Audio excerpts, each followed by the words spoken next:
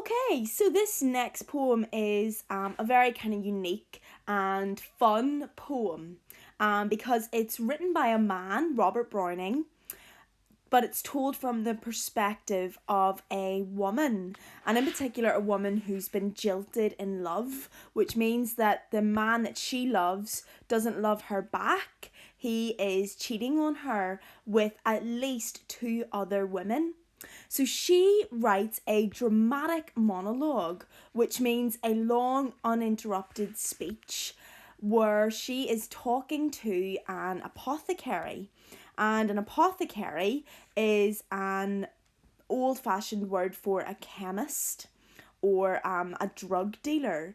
And she has tasked this apothecary with making poison, not to punish the man who's cheating on her, but to poison and kill the women who he is sleeping with.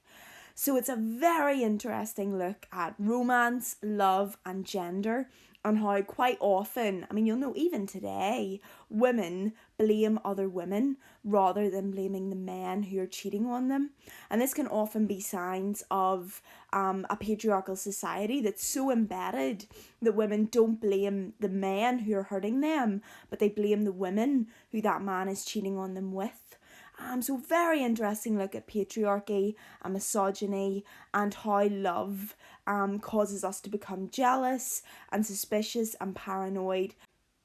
And more still, this poem was inspired by a woman from history, a real woman from history, called Madame de Brinvilliers, who was a French aristocrat, 17th century French aristocrat, who experimented with a number of poisons because she wanted to murder her father and her two brothers in order to access her full inheritance. And so it's based on a real female figure from history. Robert Browning was quite interested in empowering women, and so he empowers this kind of historical figure of Madame Brinvilliers through his fictitious jilted lover, who I suppose takes her hurt and utilizes it in order to get revenge. So, the structure of this poem is a dramatic monologue. It's written in 12 even quatrains with a very strict AABB rhyme scheme. So you can hopefully see that we've got tightly, whitely, smithy, prithee, no flow, drear here. So it's a perfect AABB rhyme scheme, and it's written in a very regular meter or rhythm. If you want to learn what rhythm that is, and this is supposed for those of you who are looking to access that AA star, those AA star grades, this is written in anapestic tetrameter, which means we have 4 metrical feet, which are all one stressed followed by 2 unstressed syllables. So if we look at this line here, he is with her and they know that I know. So we've got da da da da da da da da da da. And if we look at the start of the second stanza, grind away, moisten and mash up thy paste. And so once again we have the 4, grind away, moisten and mash up thy paste.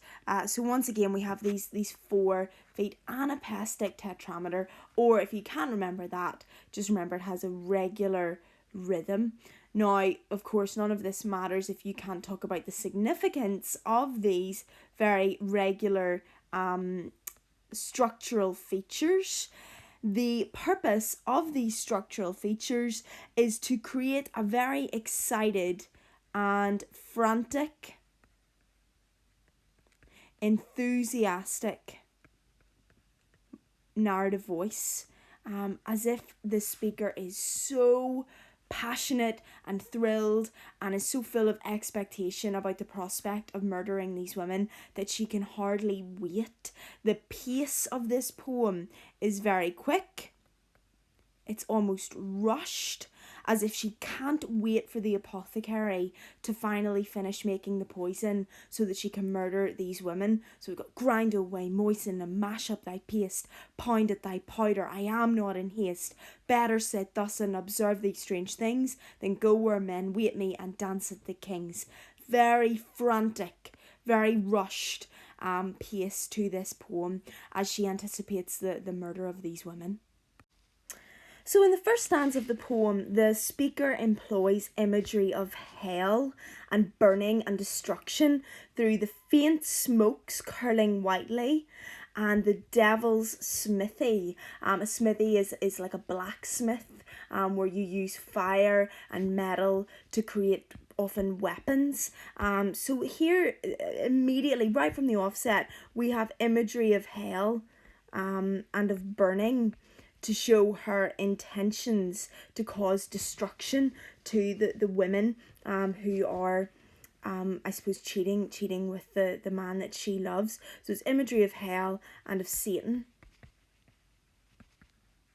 And we hear her real excitement and passion and enthusiasm through her rhetorical question, which is the poison to poison her? Prithee. Prithee being an old-fashioned word for please. And she repeats the word poison because that is the topic that interests her most. So it's a rhetorical question where she directly addresses the apothecary and creates a tone of eager expectation and excitement and repetition of the word poison because that is the topic that interests her the most.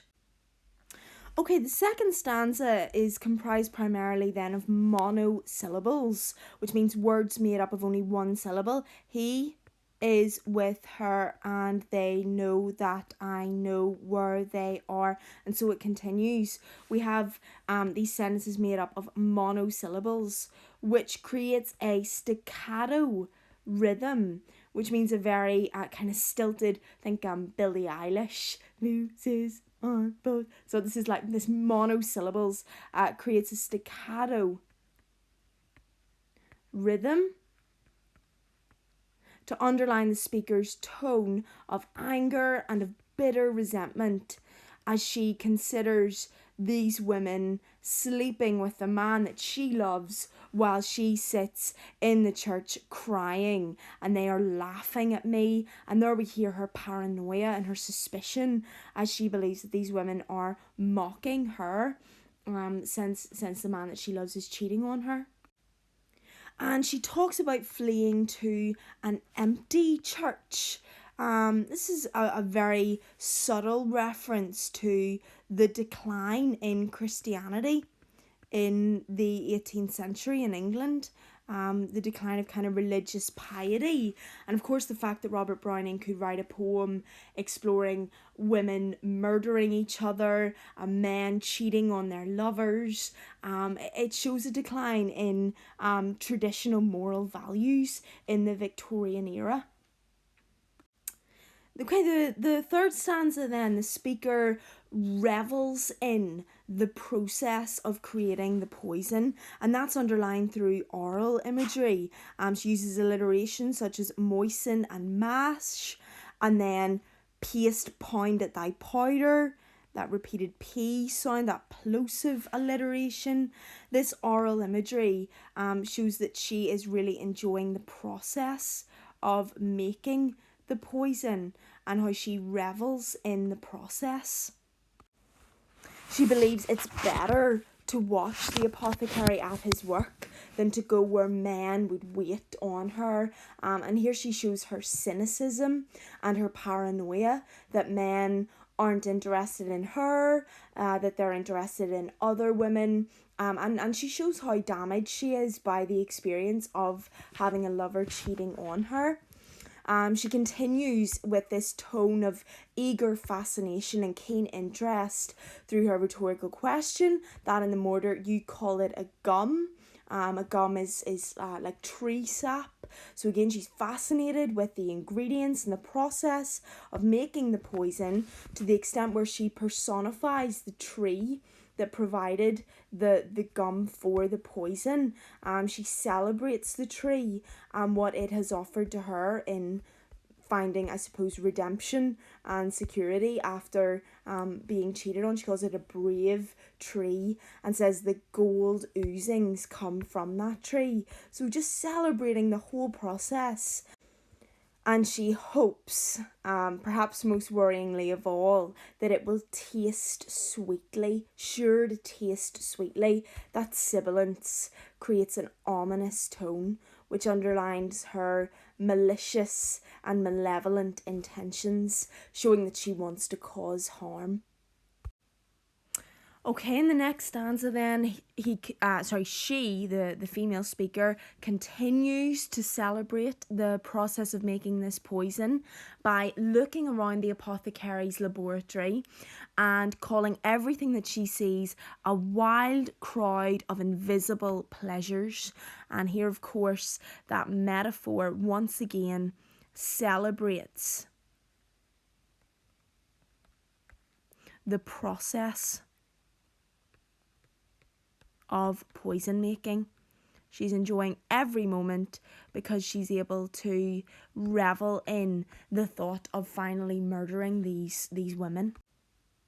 Okay, then in this the next two lines, Robert Browning begins to really explore the misogyny of the era and the fact that the woman, the female speaker, wants to kill the women rather than the man who's cheating on her. She talks about hiding the poison in an earring, in a casket, which is this one here. Casket was a Victorian jewellery box. In a signet, which was a ring that had a kind of elaborate design on the front, a fan mount, which was a Victorian fan, or a filigree basket, which was a very fragile and feminine container that the Victorians would have used. All of these are highly feminine objects, and it's ironic that she relishes the thought that death could be contained in these beautiful, fragile, feminine objects, because that's what she wants to do. She wants to murder the women.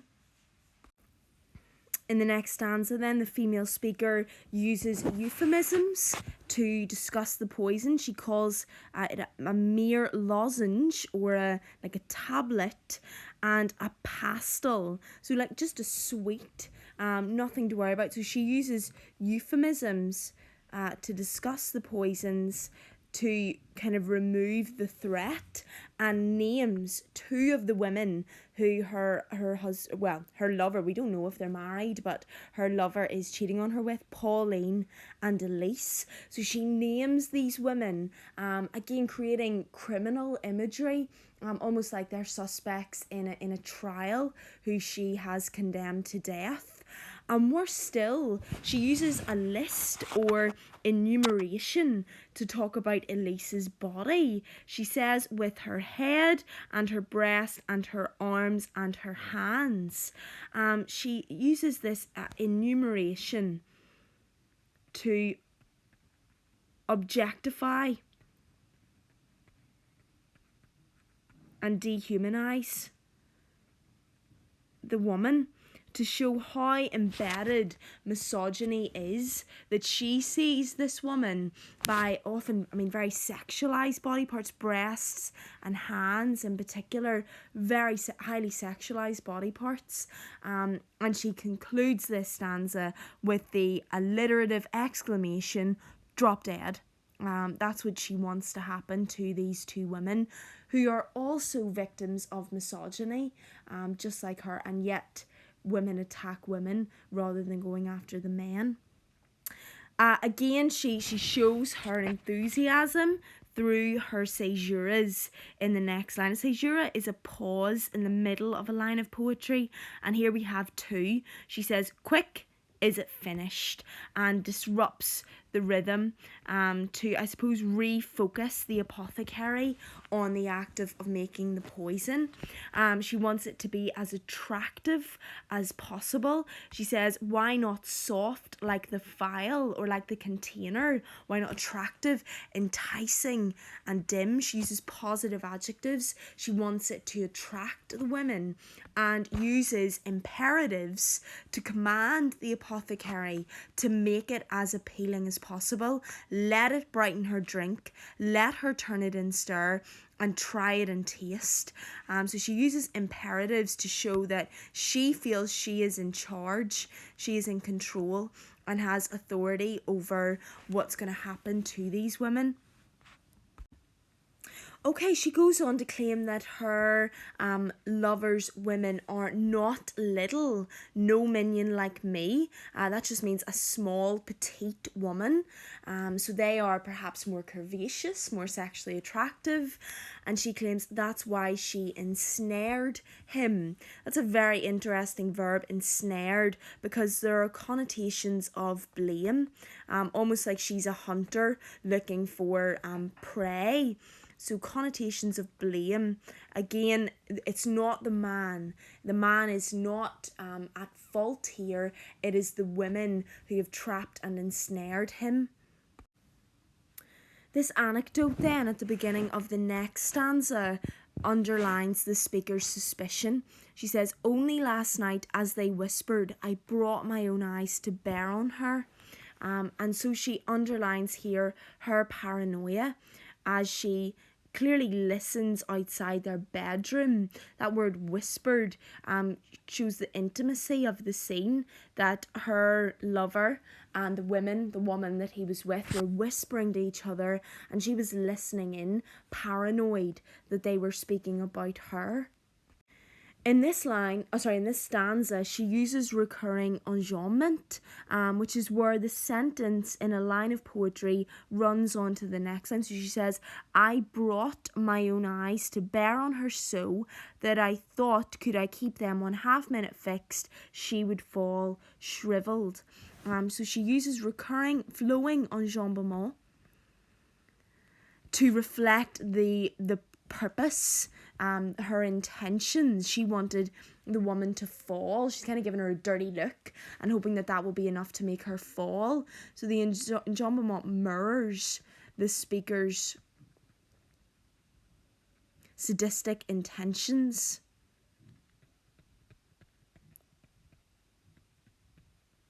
She wants this woman to fall down and die, just like the lines are falling through. And yet she did not fall, yet this does it all. And here we just hear, this overt tone of enthusiasm as she anticipates the moment when she will hand over the poison and the woman will die. However, she makes it clear that she does not want death to be quick and painless. She says, let death be felt and the proof remain.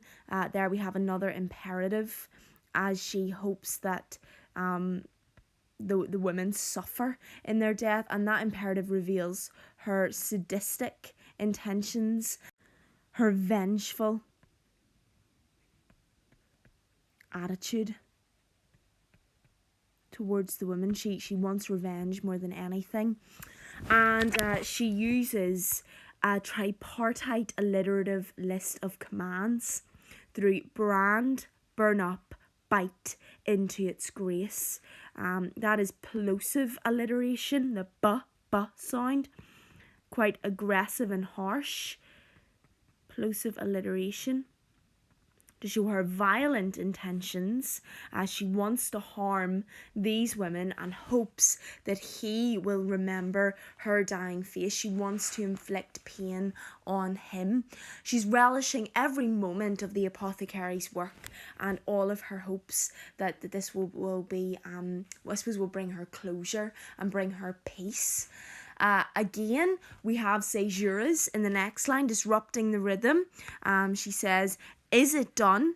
Take my mask off, nay, be not morose. So there we have a number of caesuras, pauses, which disrupt the rhythm and create a tone of rushed excitement and enthusiasm. And in a poignant moment, in quite a sad moment that elicits some sympathy from the perhaps, I don't know, deranged audience as they listen to the sadistic intentions of this woman. But she claims that this has cost her all of her money. It's cost my whole fortune. So there's some sympathy elicited there. As we realise just how angry and hurt this woman is by her lover. And here, again, in this rhetorical question, if it hurts her beside, can it ever hurt me? We get a slight tonal shift to vulnerability. As we see that she is a hurt woman because of what this man has done to her. And we see a more vulnerable and I suppose hurt side to the speaker. And Robert Browning fully underlines the stark misogyny that is so embedded in this female speaker when she pays all of her money to the apothecary and even offers her own lips. You may kiss me. So her payment is both financial and sexual to the apothecary.